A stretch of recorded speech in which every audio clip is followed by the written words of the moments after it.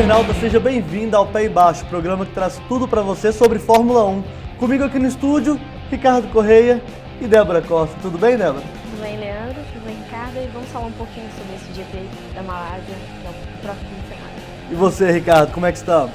Exatamente, agora já no clima da temporada, a temporada já começou e a gente fica, quando tem fim de semana que não tem Fórmula 1, como foi o último, a gente já fica na expectativa pelo próximo. A Débora tá um pouco apressadinha, mas antes a gente vai falar da Fórmula 1 na Austrália. Aconteceu o óbvio, né, que a gente já sabia. A gente já sabia também, Mercedes, claro, vitória tranquila, muito fácil. Hamilton mais do que sobrou nessa corrida lá em Albert Park, meu caro Ricardo. O que você achou? Como é que você viu essa prova? Não, exatamente. Primeiro em relação ao vencedor, né, a expectativa era realmente que a Mercedes sobrasse, ela sobrou desde os treinos, foi nítido essa superioridade, ela foi ainda maior na corrida. Em momento nenhum houve qualquer risco, né, da Mercedes perder a corrida. O Hamilton também parece não ter tido riscos, porque ele pareceu controlar muito bem o Rosberg, né? O Rosberg se aproximava um pouquinho e o Hamilton conseguia abrir uma vantagem maior. O que ficou mesmo de grandes novidades nessa corrida, primeiro o número de carros no grid, muito baixo, largaram apenas 15, né, depois dos problemas logo antes da largada, né, e dias antes da corrida, e mais o problema da Manor, que não conseguiu sequer treinar e tudo. Então essa é uma novidade, e a participação do brasileiro, do Felipe Nasser. O Felipe Nasser, né, Débora, conseguiu uma grande colocação, fez a 5ª posição com a Sauber, e 2 dias antes a gente não sabia nem se ele ia para o grid, se ele ia conseguir largar. É uma estreia sensacional, né? É uma conquista, ele foi um guerreiro, fez a melhor estreia de um brasileiro na Fórmula 1. A melhor estreia de um brasileiro foi anteriormente, foi de Fittipaldi, em 70, no GP da Inglaterra, e chegou em 8º lugar. Então, Nasser foi um guerreiro, sobretudo pela semana que ele teve, uma semana conturbada, da batalha judicial entre a Sauber e o Van der Garde. A gente não sabia se o Felipe Nasser que ia dançar nessa história seria ou o Marcus Ericsson. Então ele fez uma ótima corrida, mas também a gente tem que ter algumas ressalvas, Leandro, porque eram 15 carros primeiramente no grid, não tínhamos o Fernando Alonso, que é um piloto experiente, muitos carros tiveram problema, mas ele não tinha nada com isso, ele fez a parte dele, ele foi muito bem, segurou o Daniel Ricciardo, que é um dos grandes talentos, da recente Fórmula 1. Então acho assim que ele foi perfeito. Espero que ele continue mantendo bons resultados para o decorrer da temporada. O importante foi que ele não errou, né? Ele não errou em momento nenhum na corrida. Ele fez uma corrida realmente perfeita. Talvez ele não ficasse em quinto se as condições fossem normais na corrida. Se a Ferrari não tivesse errado com o Raikkonen, né?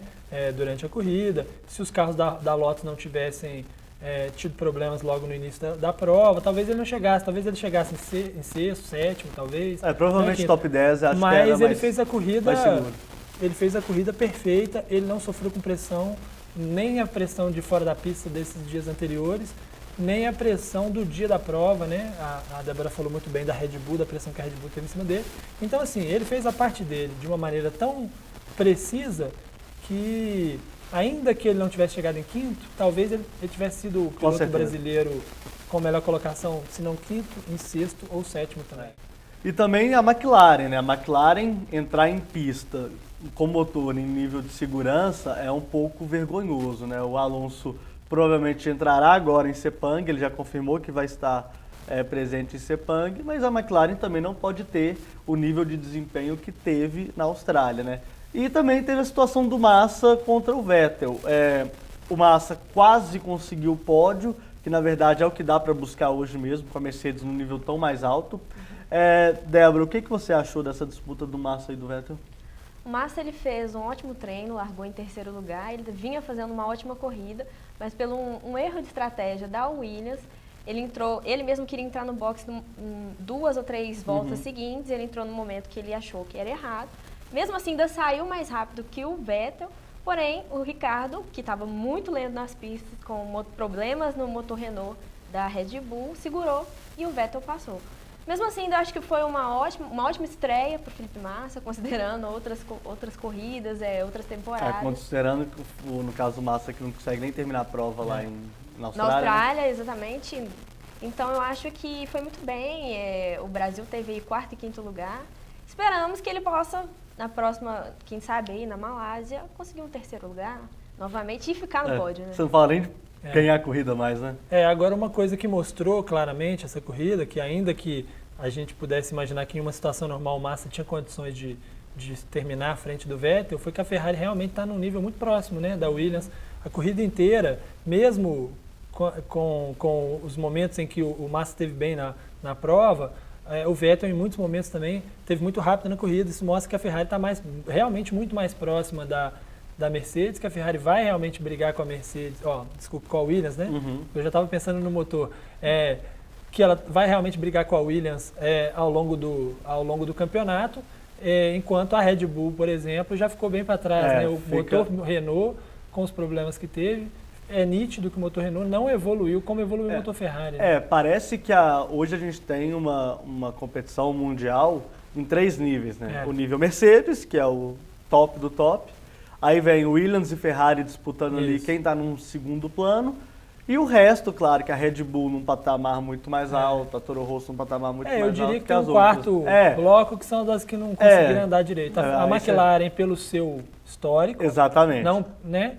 E a Manor, que nem entrou em pista. Vale ressaltar que essa atitude da Manor, Leandro e Ricardo, causou ira para os organizadores da prova, principalmente o Bernie Ecclestone, que é o dono dos direitos da Fórmula 1, já que a equipe não entrou, a intenção dela, ela já sabia que não conseguiria correr por um problema de software. Ela alegou que ano passado, no momento que ela estava na recuperação judicial, ela perdeu diversos computadores e por isso não tinha o histórico da equipe, não podia correr. Ela estava tecnologicamente fora do circuito. Circuito, porém ela foi mesmo assim para o GP da Austrália. Isso causou irritação, principalmente dos organizadores da prova, que prometeram que vão cobrar as despesas. Claro, e tem que cobrar mesmo.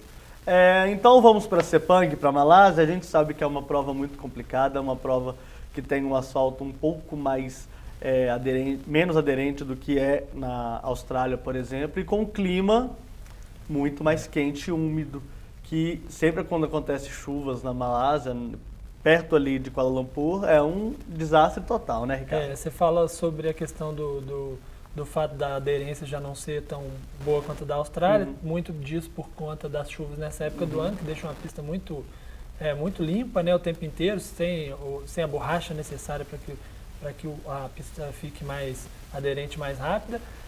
O risco de tempestade é esse mesmo durante a corrida inteira, que pode mudar uma prova inteira, o que para quem é fã da Fórmula 1 é ótimo, né? A gente fica torcendo, para chover mesmo bastante. O piloto está lá dentro, não quer, mas nós estamos lá de fora, na atual circunstância da Fórmula 1, com menos ultrapassagens e tudo, a gente fica torcendo por quanto pior, melhor, né? Claro, lógico. Para que a corrida seja mais animada, mais agradável, né? Mais agradável, né? Mas ao mesmo tempo há um risco, Leandro. Desde a última prova que teve uma grande chuva, que foi em Suzuka, no ano passado, que teve aquele grave acidente do Jules Bianchi, que continua no mesmo estado vegetativo, há uns questionamentos das atitudes dos pilotos também nas pistas. Eles preferem usar um pneu de chuva intermediário, que dá um melhor desempenho para o carro. Mas em situações de tempestades não é o ideal. Sim. É menos seguro, tanto foi o pneu que o Jules utilizou. Então há essa questão também, essa preocupação. E fora a temperatura, né? Que claro, é muito quente e úmido. Muito quente, é muito complicado. Agora o caso do Bianchi, grande parte do problema também foi a questão da retirada do carro, né? Da maneira como o carro foi retirado, a logística de retirada, que eles também estão alterando para esse ano, né? Mas eu acho que as principais expectativas para a Sepang...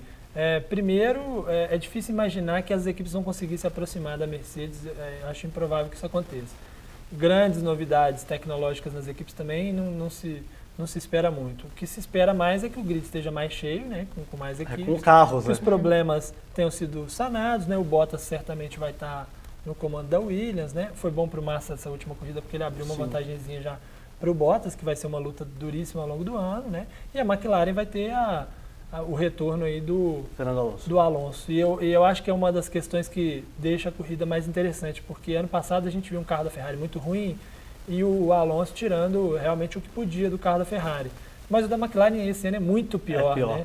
E o Button a gente sabe que é um grande piloto também, um piloto capaz de tirar, né, um bom desempenho do carro. Então a grande questão é será que a gente vai conseguir ver um Alonso capaz de tirar, né, do carro algo relevante, né, nessa situação? Eu acho que vai ser, por um lado, triste ver o Alonso no final do grid, mas vai ser interessante ver o esforço dele para tentar fazer alguma coisa com esse Claro, carro. e é muito legal também quando você tem um piloto de ponta, que é o caso do Fernando Alonso lá atrás, porque a gente vai ver muita coisa acontecer lá atrás também. A corrida não fica focada só na dupla da Mercedes, né? Que na verdade, eu já esperava uma corrida na Austrália em que o Rosberg e Hamilton tivessem um pouco mais de agressividade um com o outro. Não foi isso que aconteceu, né? E o que você acha disso, Débora, em Sepang? Bom, eu acho que, primeiramente, se chover, melhor para o Hamilton. Porque ele já é um piloto veloz e ele é aquele tipo de piloto que arrisca. Ele não tem medo de chuva, não tem medo de curvas. Então, se chover, melhor para ele. Espera-se que o Rosberg tente também brigar um pouco mais, já que o campeonato vai ficar na mão entre os dois. Não tem jeito. Isso ficou evidente na Austrália e é muito pouco provável que vá se mudar ao longo da temporada. Então, acho que espero que o Rosberg também consiga brigar um pouco mais. O Hamilton dominou na Austrália totalmente. A corrida foi muito ruim nesse sentido. Foi muito fácil para o Hamilton ganhar. Foi uma corrida perfeita do Hamilton, mas também sem grandes adversários. Nem o Rosberg, que é o seu principal adversário, também se mostrou nesse nível de competitividade. A expectativa também, voltando a falar do Fernando Alonso, é o estado de saúde dele. Com o calor e a umidade que tem na Malásia, que é um dos principais questionamentos dos pilotos. Vamos ver como é que o Alonso vai se lidar com isso também. Ele está acabando de voltar de um acidente, ele passou 2 semanas de treinamento intensivo, ainda vai realizar exames médicos para ser liberado pela FIA. Então, essa também é essa expectativa, se ele vai aguentar a prova também. E a questão do Hamilton para mim, é muito claro que é o seguinte, o Hamilton é mais piloto do que o Rosberg, eu não tenho dúvida de que ele é mais rápido que o Rosberg. Em situações normais, ele vence o Rosberg com até relativa facilidade. Ele tem lá suas oscilações, mas quando ele está no seu grande fim de semana, e o Rosberg também no seu grande fim de semana, o Hamilton está no patamar acima do Rosberg. O Hamilton ano passado teve aqueles problemas na primeira corrida, depois teve outros problemas, isso dificultou um pouco o campeonato. Mas ao longo do campeonato ele foi dominando, ele ganhou muito mais corridas e ele foi dominando o Rosberg. Eu acho que se ele ganhar novamente, se ele ganhar essa segunda corrida, ele vai aniquilar o Rosberg nesse sentido psicológico, que é algo que às vezes tira ele do sério. Porque o Hamilton também, a gente fala muito que o Hamilton ele tem a questão psicológica que atrapalha ele muito, mas ele já é um piloto experiente, né? Ele entrou na Fórmula 1 em 2000 ele entrou na Fórmula 1 em 2007, né? Então, desde mundial, 2007, é bicampeão mundial, já ganhou 2 títulos, já perdeu o título, já ganhou corrida na última... Já ganhou o campeonato na última curva. Já teve Fernando Alonso como companheiro, brigou com ele, né? Já teve carro ruim, carro bom. Então, quer dizer, ele já é um cara experiente. Eu acho que se ele ganha 2, 3 corridas, ele aniquila o Rosberg. E aí, melhor para os fãs do Hamilton, eu sou um fã assumido do Hamilton, mas pior para o campeonato. O campeonato também não pode morrer tão cedo, né?